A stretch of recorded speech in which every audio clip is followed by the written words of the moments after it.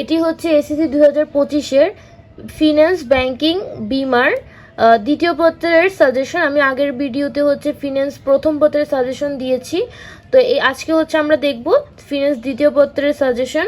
তো যারা এই 60টা সৃজনশীল প্রপারলি আনসার করতে চাও তাদেরকে আমি বলবো, তোমরা আমি যে চ্যাপ্টারগুলো এখানে দিয়েছি, মানে এখানে টোটাল আমি 5টা চ্যাপ্টার বলেছি, 5টা চ্যাপ্টারের মধ্যে তোমরা যে কোনো 4টা চ্যাপ্টার ভালো করে দেখবে, তাহলেই তোমরা কিন্তু ইজিলি 60টা সৃজনশীল আনসার করতে পারবে।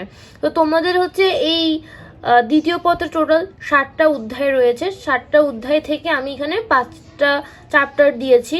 তো তোমাদের এমসিকিউর জন্য 60টা চ্যাপ্টারই দেখতে হবে, কিন্তু তোমরা সিকিউ আনসার করার জন্য 60টা সৃজনশীল আনসার করার জন্য তোমরা এই চ্যাপ্টারগুলো দেখলে হবে। প্রথমে যে দ্বিতীয় অধ্যায়, তো দ্বিতীয় অধ্যায় হচ্ছে অনেক বেশি ইম্পর্টেন্ট। এখান থেকে তোমাদের 2টে সৃজনশীল থাকবে। তোমরা হচ্ছে এইখান থেকে কেন্দ্রীয় ব্যাংকের কার্যাবলী, কেন্দ্রীয় ব্যাংকের ঋণ নিয়ন্ত্রণের পদ্ধতি সমূহ, নিকাশ ঘরের কার্যাবলী ও গুরুত্ব, এই বিষয়গুলো দেখবে। তারপর হচ্ছে চতুর্থ অধ্যায়। এই অধ্যায় থেকে তোমাদের 2টে সৃজনশীল থাকবে।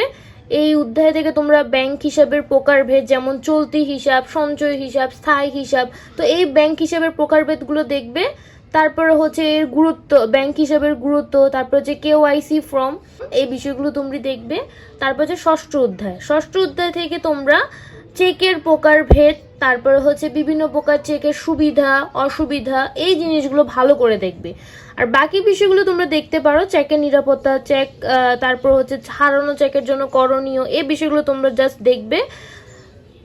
আর মূলত এই যে স্টার্ট দেওয়া বিষয়গুলো ভালো করে দেখবে। তো এই অধ্যায় থেকেও তোমাদের 1 থেকে 2টে সৃজনশীল থাকবে, 2টে সৃজনশীল আসার সম্ভাবনা বেশি। তারপর হচ্ছে নবম অধ্যায়। নবম অধ্যায় হচ্ছে তোমরা বিমার শ্রেণী বিভাগ, বিমা ব্যবসার মূলনীতি, তারপরে হচ্ছে বিমা চুক্তি, এই বিষয়গুলো, এই 3টা বিষয় ভালো করে দেখবে। ঠিক আছে, তাহলে তোমরা এই অধ্যায় থেকে আনসার করতে পারবে। এখান থেকেও তোমাদের 1 থেকে 2টে সৃজনশীল থাকবে। তারপরে আর এক্সট্রা একটা আমি এখানে দিয়েছি, সেটা হচ্ছে প্রথম অধ্যায়। তোমরা হচ্ছে প্রথম অধ্যায়টা দেখতে পারো। প্রথম অধ্যায়ে এই 2টে টপিক, একটা হচ্ছে ব্যাংকিং ব্যবসার প্রকৃতি ও ধরন, এটা হচ্ছে মোস্ট ইম্পর্টেন্ট, আর একটা হচ্ছে অর্থনৈতিক উন্নয়নের ব্যাংকের গুরুত্ব, এই বিষয়গুলো তোমরা ভালো করে দেখবে প্রথম অধ্যায় থেকে। তাহলেও এই তোমরা 1 থেকে 2টে সৃজনশীল কিন্তু প্রথম অধ্যায় থেকেও আসবে।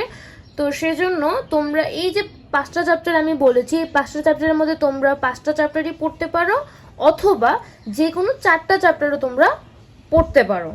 তো আশা করি তোমরা ভালো করে জিনিসগুলো বুঝতে পেরেছো। আশা করি এটা তোমাদের উপকারে আসবে।